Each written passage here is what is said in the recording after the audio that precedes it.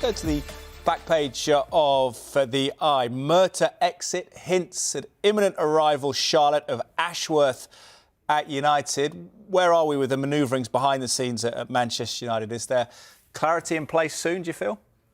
I think this was a move that many people were expecting when it was announced that Sir Jim Ratcliffe was taking over at the club last year. They want to bring in a new structure. We already know that they've brought in Omar Barada as CEO. He's currently on gardening leave after leaving Manchester City. And as we all know, it's been very public, the pursuit of Dan Ashworth, who's left Newcastle, and they also want Jason Wilcox from Southampton. So the idea is that these people will come in, they'll be in place, they'll be over transfers, and that will be the new structure behind the scenes at Manchester United. As David reported first this morning, I think it was, John Murtough has now, will be leaving the club this week. He's decided to step aside. From people I was speaking to earlier in the season, there was discussions going on whether he might be given a different role or step aside and do something slightly different. We know that he came through was in charge of a lot of the academy. So there's a lot of success that he's had there. He set up the women's team at Manchester United. But when he made that step up in 2021, I think a lot of people will look at the money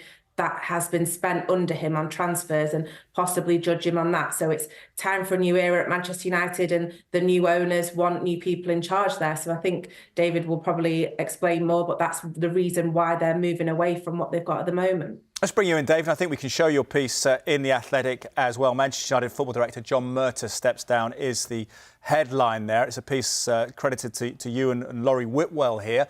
What can you tell us about the timeframes involved? Because there'll be anxiety on Manchester United fans' parts, won't there, on how this situation is resolved in terms of the setup of the back room? Yeah, I think there was quite a long-term expectation that John Murtough would be moving on once the Ineos takeover was complete, or investment into the club. But many thought he would stay until the end of the season because of this struggle United are having getting Dan Ashworth from his gardening leave at Newcastle, and Jason Wilcox as well, where compensation needs to be agreed with Southampton. But I think it's come to the point where Manchester United hope that they are quite close to getting Wilcox in.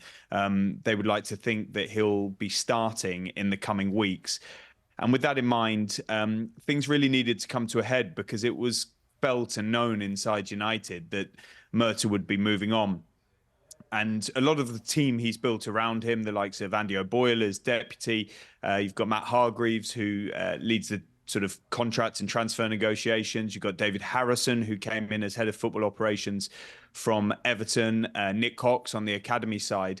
They're all going to be staying as far as we know, and they're capable of sort of taking this on. But if Murtough was going to be leaving, then it wasn't really a sustainable situation. And so I think that's why this has been sort of escalated now, and he said his goodbyes and has stepped down. So that brings an end to more than a decade at Manchester United in various roles. He previously worked at the Premier League, Everton and Fulham.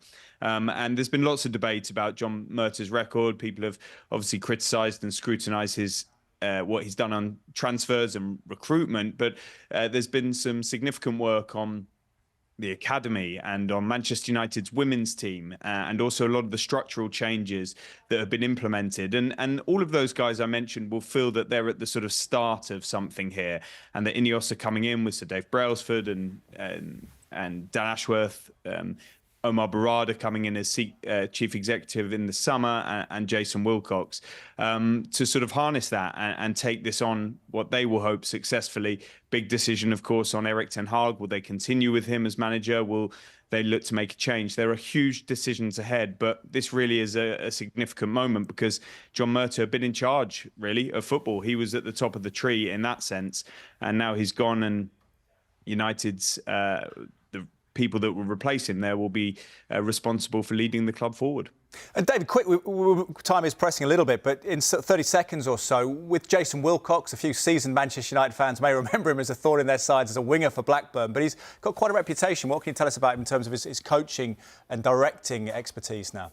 Yeah, post-career, he started as a coach in Manchester City's academy, caught the eye, got promoted to academy director, and built a very strong reputation inside and outside of City. Got picked up last summer by Southampton, director of football there. It's been a very short stint in charge, but he has caught the eye again and is very highly regarded. But crucially, Omar Barada, the incoming chief executive of Manchester United, knows him extremely well from City.